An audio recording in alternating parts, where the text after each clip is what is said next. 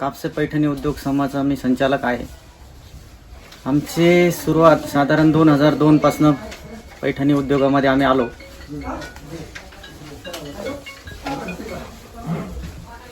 तेव्हापासून आम्ही आमच्या उद्योगामध्ये प्रथम हँडलूम जे आहे पैठणीचे त्यातनं सुरुवात केली. हँडलूमचे आम्ही एक खेड्यावरती साधारण 15 ते 20 हँडलूम सुरू केले. त्यावरती तयार होणारा माल आम्ही पुणे, मुंबई, नागपूर जसं जे मोठे मोठे शहर आहे त्या ठिकाणी नेऊन विकत असे. त्यावेळेस तिथे फक्त रिटेल येवल्याला फक्त होलसेल हे व्यवसाय होता. रिटेल दुकान येवल्यामध्ये फार नव्हते. 2006-07 मध्ये रिटेल आउटलेट्स 1 ते 2, 3 असे दुकान वाढत गेले. त्यामध्ये 2008 मध्ये आम्ही पण येवला इथे एक रिटेल शोरूम टाकलं आहे. त्याला लागणारा माल जो आहे, जो मॅन्युफॅक्चरिंग होणारी पैठणीचं जे आहे ते आम्ही एक 3 किलोमीटरवरती वडगाव गाव आहे, तिथं आमचं मोठं युनिट आहे मॅन्युफॅक्चरिंगचं. आणि तिथं जे विणकर आहे त्यांना जे ट्रेनिंग देऊन जे विणकर आम्ही तयार केले त्यातले जवळपास 200 मुलं जे आहे ते मूक आणि बधिर आहे. त्यांना बोलता येत नाही, ऐकू येत नाही. त्यांची राहण्याची व्यवस्था, 2 वेळेस जेवणाची, बाकीची सर्व जी व्यवस्था आहे ती आमच्या समूहाकडूनच होते, कापसे समूहाकडनं. त्यातून जी पैठणी बनते ती ह्या आमच्या शोरूममध्ये विकल्या जाते. पैठणी हा व्यवसाय फार जुना आहे. तसं पैठणीचा इतिहास हा असा ऐकून आहे का साधारण 350 वर्षापूर्वीपासून पैठणी बनते. त्यावेळेस जे राजे लोक होते, राजवस्त्र म्हणून हिला ओळखलं जायचं. राजवस्त्र म्हणजे पैठणी. जी पैठणी हे वस्त्र बनायचं ते राजे महाराजांच्या ज्या राणी आहे ते हे वस्त्र नेसत असायचे.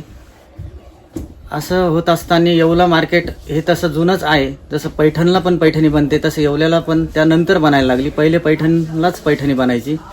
त्याचं 1972-73 नंतर येवल्याला ही पैठणी सुरुवात झाली. पैठणीचं मार्केट मोठं होण्याचं कारण येवला हे गाव 3 जिल्ह्याच्या सेंटरमध्ये पडतं. एक तर औरंगाबाद, नाशिक, इकडे धुळे, हे सर्व गावाच्या सेंटरमध्ये येवला येतं. आणि विशेष म्हणजे शिर्डी जवळ असल्यामुळे शिर्डीला जो वर्ग येतो, भाविक वर्ग, तो पूर्ण जगातून येत असतो. जगातून येणारा भक्तवर्ग त्यातले 20-25% जरी ग्राहक आमच्या येवल्याकडे वळाला तरी पैठणीचं फार मोठी विक्री दरवर्षी होत असते. फक्त विषय असा आहे की हे मार्केट ॲक्च्युली मोठं पर्यटन स्थळ होऊ शकतं. आणि पैठणी ही आज बी जगाच्या पाठीवर सगळीकडे प्रसिद्ध आहे. पण येवल्यामध्ये बाकी काही सुविधा थोड्या कमी पडतात.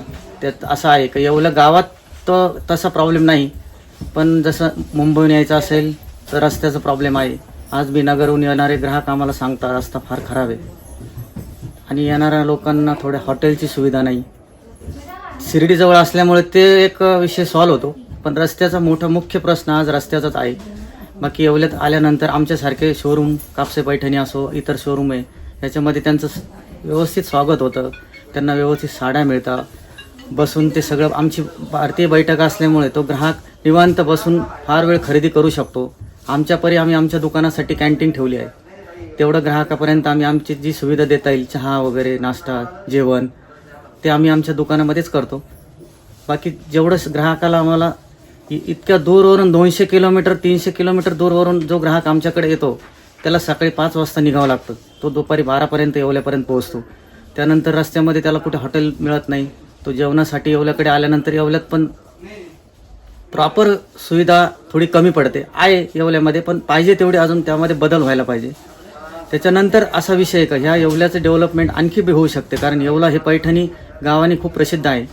आता बाकीच्या ज्या सुविधा जर मोठ्या प्रमाणात येवल्यांना मिळत गेल्या, विणकरांसाठी असो, व्यापाऱ्यांसाठी, तर येवला आणखी पुढे नॅशनल, इंटरनॅशनल लेवलला जाऊ शकते.